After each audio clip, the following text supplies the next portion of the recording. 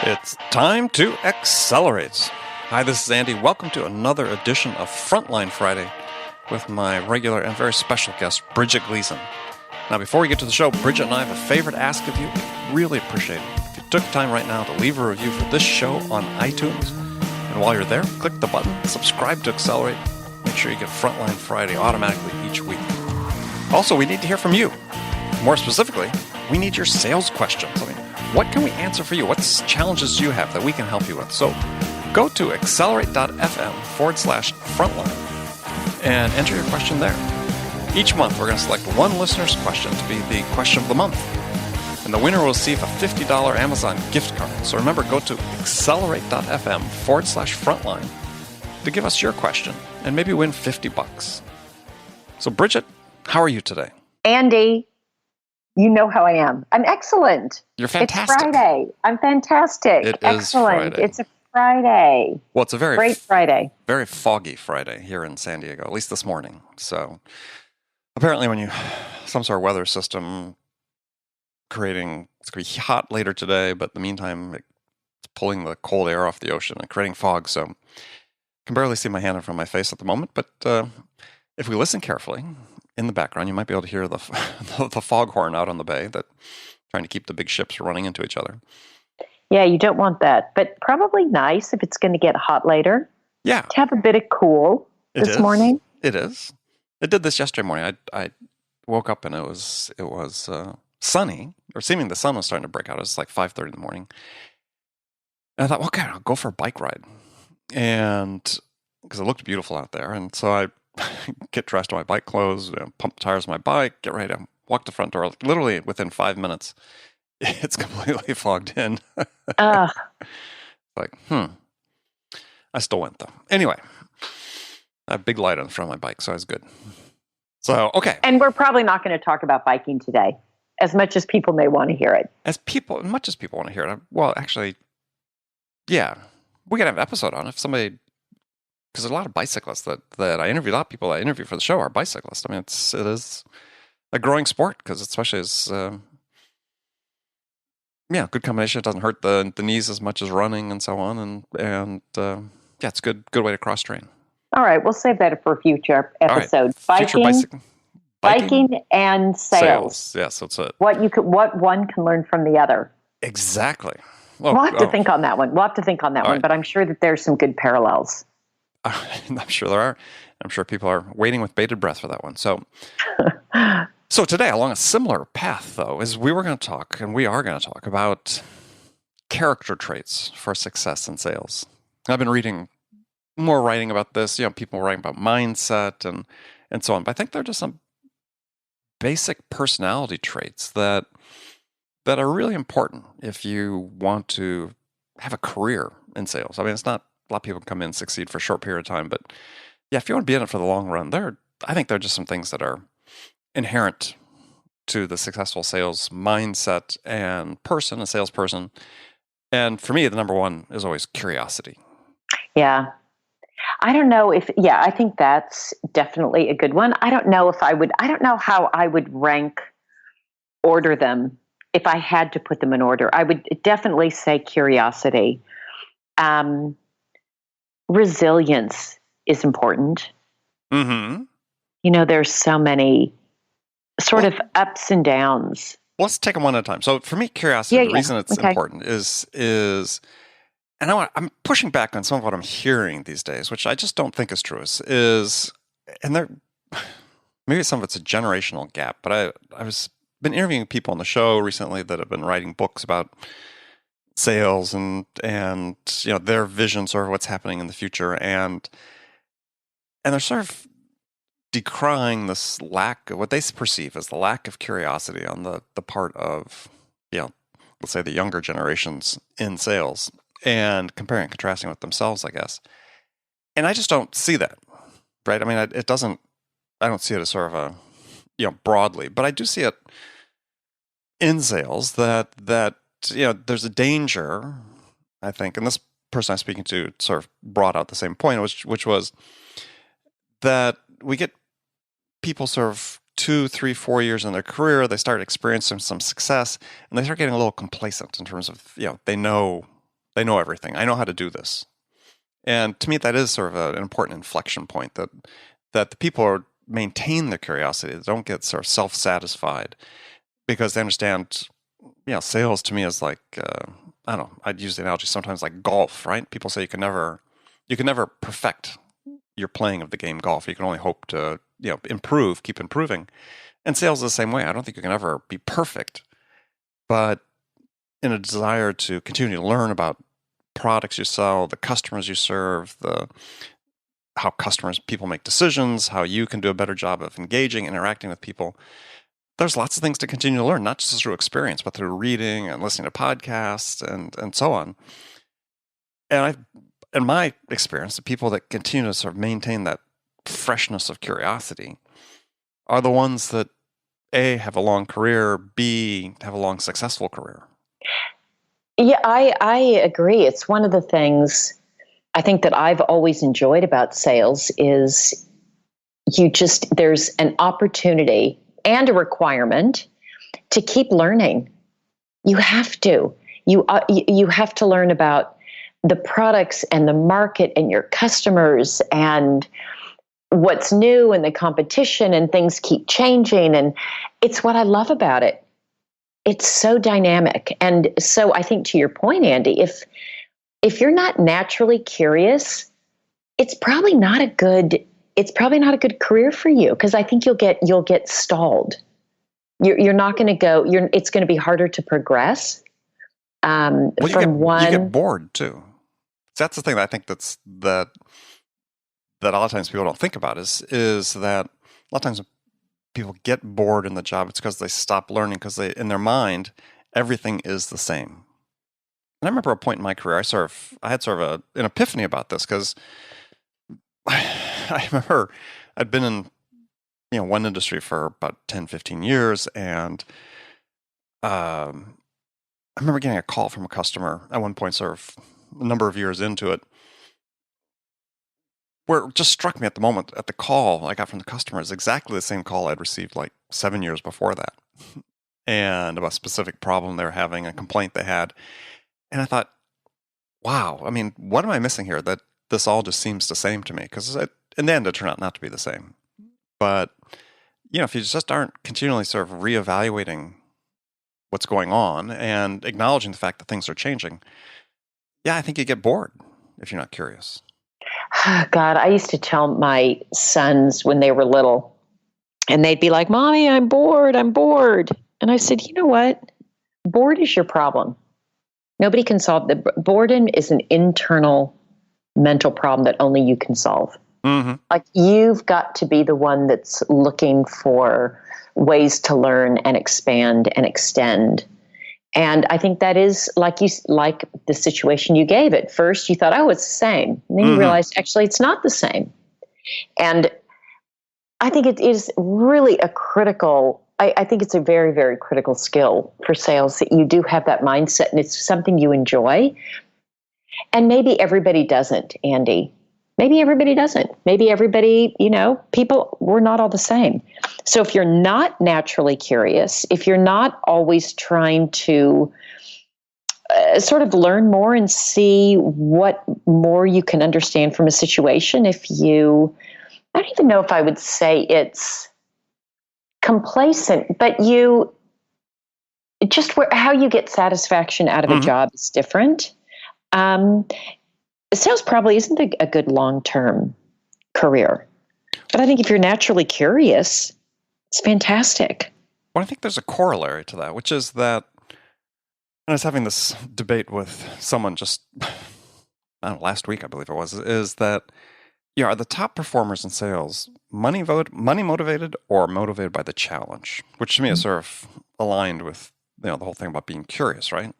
My experience has been, with me personally, with people I know, such as yourself and hundreds of others that have been successful, is that almost all of them, I'm not saying all, but almost all of them have been motivated more by the challenge, knowing that if they can meet the challenge, if they can learn something, that, hey, the money's going to follow. One of my pet peeves, Andy, is this notion, this concept of salespeople being coin operated. To me, that's such a derogatory term and so simplistic. Like, I have such a visceral reaction to that. And it's because, like you said, I'm challenge oriented. And so I love the challenge. I love having something in front of me that, either people say I can't do, or it's going to be hard, or even if it's just a challenge for myself, it's hard to do. There's a lot of satisfaction in that. I think a lot of people get satisfaction in that. So I think money's a factor, but I think for most it's money as it relates to, they've made that a game. They've made making money a game. They've made making money the challenge that they're trying to achieve. But I just think coin operated, I don't buy it. Yeah, and you think about managers that still hire people based on the fact that they think, well, they're money motivated. And it's like, yeah, that really strikes back to the old days, right? And you and I have spoken about this before, is where hiring managers for new salespeople used to put a huge pressure on them to go buy a new car, right? Because they wanted to make sure they had payments. They wanted to make sure they had payments, so they had to go make money to make their car payments. And it was endlessly frustrating to my first boss that I was driving this old beater that he just hated seeing it in the parking lot for two reasons. One, because he didn't want me driving it to customers' offices, and two is, even though the beater, it was old, the car was 13 years old, but it was in mint condition. But nonetheless, it was a beater. Old. Yeah, and he didn't want me driving it to customers because he always thought, hey, if a customer sees you drive up in that, they're going to think you're not serious. And B, he wanted me to be on the hook for payments, car payments. So, God, that's such, I remember too, it was one of my early sales jobs, and I was in a one-on-one with my manager, and we were up in a high office floor, and he pauses and he looks down, and he saw a rep that we had just hired drive up in a brand new BMW. And he said, that's a great sign. Rob just bought a brand new BMW. I mean, that concept. And it's so funny. Last week, Andy, I interviewed somebody who is a sales engineer, very, very talented, and he's been doing it for a number of years, has been very successful, and he wants to move into sales. And he was saying, he's now on an 80-20 comp split. So he has a very high base, and much less of his variable is, much less of his comp is variable. And I said, well, moving into sales, your OTE and the potential is going to be bigger, but that initial, like the base, is going to be smaller. And yeah, we do ramped quotas, but you may not make that full comp the first quarter. And he said, I've got this lifestyle, and I don't know that I can do that. And it's interesting just how things have changed, and how I said to him, God, you know what? I would plan for when you're going to make the move to sales, because you don't want that. You don't want to be on the edge. You don't want that additional stress of, I got to make the money. There's enough stress in sales. And so for me, my underlying sort of belief is that the challenge is what's driving people. I think if people are stressed also by the money, maybe some people that'll help, but I just don't think that additional stress is necessary or necessarily productive. Yeah, I agree.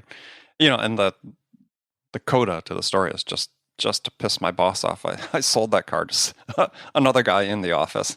He didn't speak to me for about a week. It was funny. That is great. Yeah, just to give him a hard time. Just to get him. You got to tweak the bosses. I mean, that's just part of the thing of coming up in sales is, you gotta have your moments there. Yeah, I'm sure my reps are thinking about that now. How can we tweak her later? How can we tweak her later? Yep, absolutely. Now. or now. If they're worth their salt, they are, right? I mean, it's yes, we've touched this before. Just blind compliance with managers is just. I've never seen a great top performer that just fell in line and stood up and saluted everything their manager said. Well, and actually, I don't want that. No, I don't want that. You don't. Yeah. Yeah, I want the pushback. I want the conversation. It's how I learn also. Mm-hmm. Absolutely. It's how I learn. I need to get that input. I need to get that feedback. Yeah, I mean, that's such a great point is because often there are managers, I think once they're in management, they have sort of this, papal infallibility complex, and that, they can't possibly be wrong or doubted. And it's like, no, gosh, you're constantly learning. I mean, you're a sum of your experiences, right? So, Andy? Yes. Your Catholic is showing. I'm not. I'm very waspy. Okay, well, the papal infallibility, maybe it's your knowledge of Catholicism. I don't know if the general public knows, other than those of us who are either Catholics, recovering Catholics, former Catholics, or current Catholic critics, or current. Yes. Of the infallibility of the Pope, just on matters of doctrine. On matters of doctrine, right. On matters of doctrine, not on everything. Not on everything, I'm sure. I just thought I should clarify that in case anyone's listening. But I appreciated the reference. Okay. I didn't even know you're Catholic. There you go. So you had brought up resilience earlier. Let's talk about resilience, because I think that is a key thing, because there's no straight line to success, contentment, happiness, fulfillment, whatever. There's no straight line. Gosh, sales is going to be up and down. You're going to win some, you're going to lose some. You're going to have months when you do well and months when maybe you don't. And if you don't have the mental sort of stamina and just be able to kind of keep yourself through that, you're going to have a hard time. You also have to stay humble when, don't let your head swell.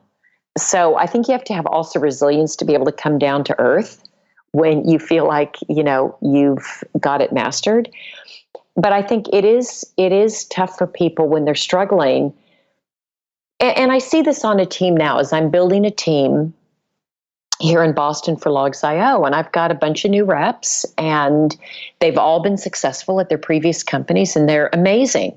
I have all the confidence in the world in them. They're fantastic. And some of them, it's taking a little bit longer to get ramped than others. And that's hard. It's just hard. And you just have to emotionally be able to keep yourself going and know that you are doing the right things. And it's that sense, again, of resiliency that's, I think, is really important. Be really easy to quit and say, I don't need this. Let me go do something easier. Let me go do something that's not going to challenge me as much. Let me go do something to take an easier path. Very tempting. I feel that sometimes. Jeez, the VP of sales. You and I have talked about it, Andy. Yeah. God, every couple of months I think, why am I doing this? I don't need it. So, yeah, usually that thought occurs to me when I'm in a crowded airplane that's 2 hours late for its destination. It's circling over someplace, and it's like, kids screaming behind me. It's just like, why am I doing this? Why am I doing this? Why am I doing this? Yeah, there are those times. So I think resilience. Yeah, well, I think your point about humility as being, a partner to resilience is really a good one, because, there are brash people you meet all the time. I know a lot of people have been successful in sales and business that outwardly are brash, but I know them. I know they've got a humble side. They've been humbled by business on themselves. So sort of a personality thing is, at some level you have to have that humility, because, there's always points in your life when the job wins. Yep. Yep.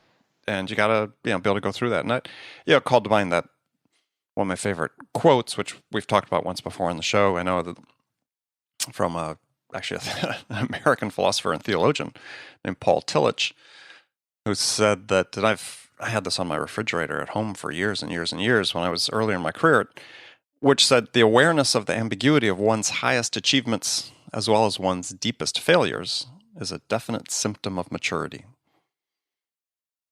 And That's right. It's just great guiding words for anybody that,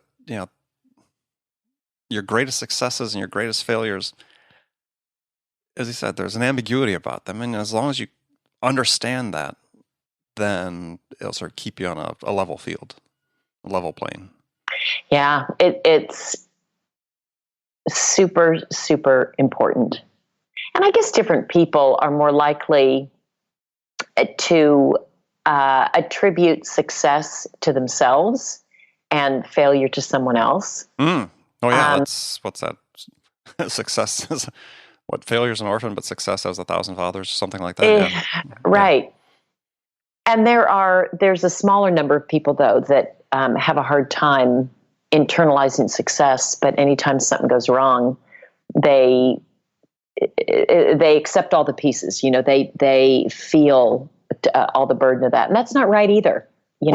Right. I think that's an interesting point, and it's one that, to me, leads to a slight digression. Is that what too many managers don't do? Is they don't make people understand that selling is really a team sport. Completely. And I'm thinking a lot about this in the context of the Golden State Warriors, yours and my favorite team. Having just won their second championship. I know, so exciting. But as you read the articles about the team and about their this year integrating Kevin Durant into this team of already that had 3 superstars on it, and you read about Stephen Kerr and his philosophy about building a team, and he builds that culture on. And everybody talks about, all the players say, it's easy to be on this team because it's all about the other person, right? We're all about our teammates, where it's not about the glory for ourselves individually, but for the team, and how self-sacrificing they are, and so on. And read several articles about the coach Kerr that he has 4 points that he builds his team on, and it's compassion, mindfulness, competition, and joy. And the one thing that everybody remarks upon is that in this incredible pressure-filled environment that where all the expectations were on the Warriors to win the whole thing since the beginning of the year, is that the one thing that's most noticeable to outsiders that come and observe the team is how much fun they're having, how they enjoy each other, how they have empathy for each other and the situations of the individual, how they're aware of the moment that they're in. So, and it's all, it all flows from the coach, right? Because there are many teams with, lots of talented players that don't, in all sports, that don't achieve this moment. And so you think about that is how many managers really focus on building a team culture. Talk about mindfulness, talk about empathy and compassion for not just the customers, which talk about empathy for the customers, but for their coworkers, and what that means in terms of their ability to succeed, and understanding that, I got the sale, but I only got the sale because everybody pulled together to make it happen. I aspire to that, Andy. Of all the things that I care about, it's my team and building a team. I aspire to that. In fact, I'm going to talk about that at our team meeting on Monday. Thank you for that. I really appreciate you giving me material for that. But that's what I'm here for. But the key word is team, not I'm sorry. I was just going to say a team, not a collection of individuals.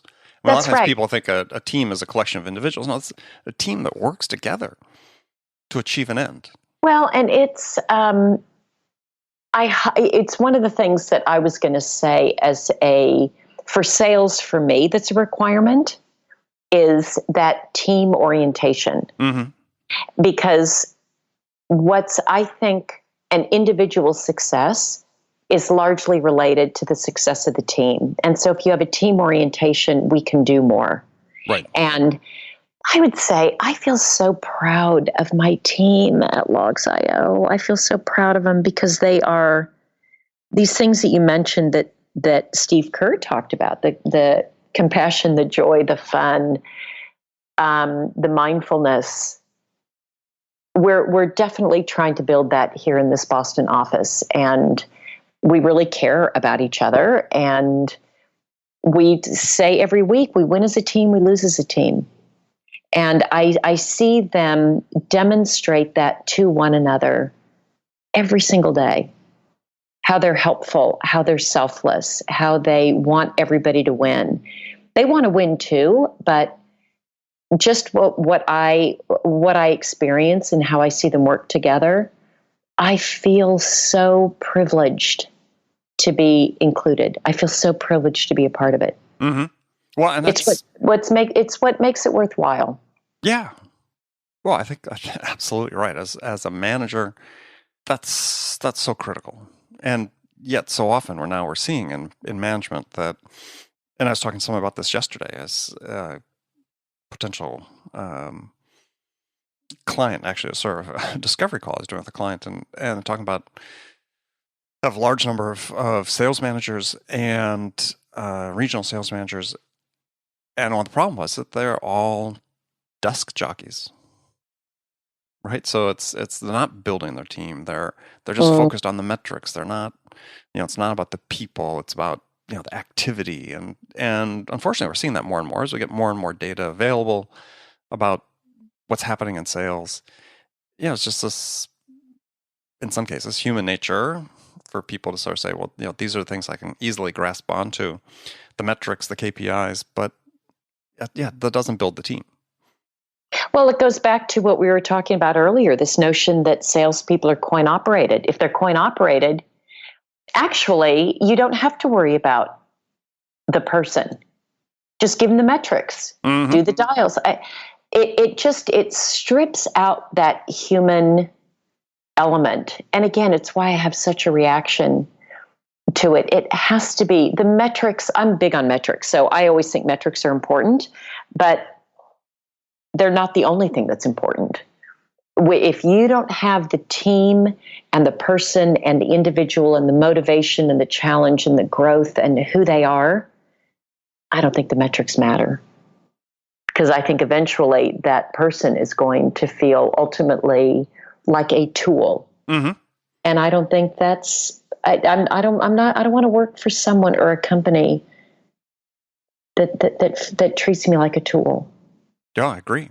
And I think it's going to be a topic for a future episode is to this whole topic about as even more technology comes into sales, AI, machine learning, chatbots, so on and so forth, is preserving the humanity in sales and how you do that. Because that's really for people at the beginning stages of their career. If I were them, I'd be thinking about, okay, wow, what is my future in this business with all this technology coming up? And I think there are certain personality traits, to sort of circle back to how we started the show, that are really going to determine whether someone's going to be able to survive and thrive in that environment where, there is more technology. How it's used is, the predictions people are making are always going to be wrong. We know that, but there will be a huge impact. But I think the role of the person becomes even more well-defined in that environment because it's still, you need a person to talk to a person. And I want individuals, I want them to thrive, not just survive. Survival isn't enough. No. I mean, you and I both know that there are very few people that have long careers in sales that are just surviving. Yeah, that's right. So, all right, Bridget, we're out of time for this episode. As always, yes. Andy, have a great and audience, have a great rest of the day and weekend. Yeah, have a great weekend. And it's summertime, so hopefully lots of great family activities on tap, long bike rides. Go out and enjoy yourself. Take a weekend off, actually, if you can do that. Don't spend the whole weekend working, because I know Bridget, absolutely not. Yeah. And we'll talk to you next week. All right, take care. And friends, as always, thank you for joining us. Until next week.